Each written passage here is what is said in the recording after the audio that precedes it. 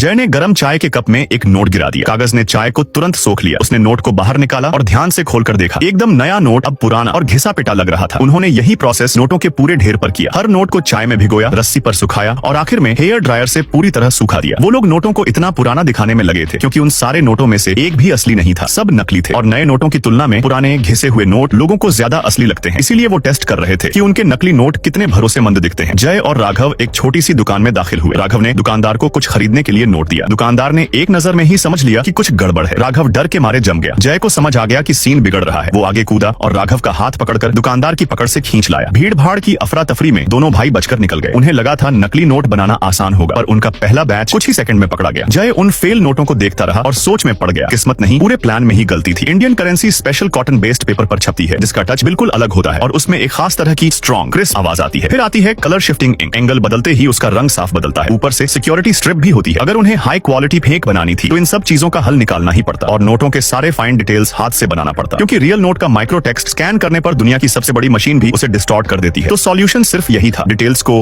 हाथ से ड्रॉ करो, फिर उसे छोटा करो, उसका प्लेट बनाओ, उसको तराशो, केमिकल ट्रीटमेंट करो, तभी एक सही प्रिंटिंग प्लेट बन सकती थी। लेकिन असली कॉटन बेस्ड पेपर भारत सरकार सख्ती से कंट्रोल करती है, मतलब उसे खरीदना नामुमकिन था। उनके पास बस एक ही ऑप्शन था, वैसा ही महसूस होने वाला कोई दूसरा पेपर ढूंढना। कई दिनों की खोज के बाद जय को एक एडवर्टाइजिंग बुकलेट में एक हिंट मिला। उन्हें पता चला कि दो शीट्स को साथ चिपकाकर वो लगभग वैसा ही टच पा सकते हैं जैसा असली नोट में होता है। यहाँ तक कि मोटाई भी बिल्कुल मैच कर जाती है। उन्होंने शीट्स को ब्लीच किया, दोनों तरफ अलग अलग प्रिंट किया, फ्रंट शीट में छेद बनाए, सिक्योरिटी स्ट्रिप डाली और सबको चिपकाकर सैंडविच स्ट्रक्चर बना लिया। पेपर का झंझट खत्म हुआ। अब समस्या 2, कलर शिफ्टिंग इंक। मार्केट में मिलने वाले मेटालिक पेंट और इंक को मिलाकर जय ने एक ऐसा रंग तैयार किया जो असली की तरह एंगल बदलते ही शेड बदल दे। उन्होंने नोटों पर एक लेयर क्लियर वार्निश की लगाई, जिससे नोट की आवाज और टच दोनों असली जैसे लगने लगे। फिर उन्होंने नोटों को दोबारा आर्टिफिशियली पुराना किया ताकि नए बैच की क्वालिटी चेक हो सके और फिर वो दोनों वापस उसी स्ट्रीट कॉर्नर वाली दुकान पर पहुंचे।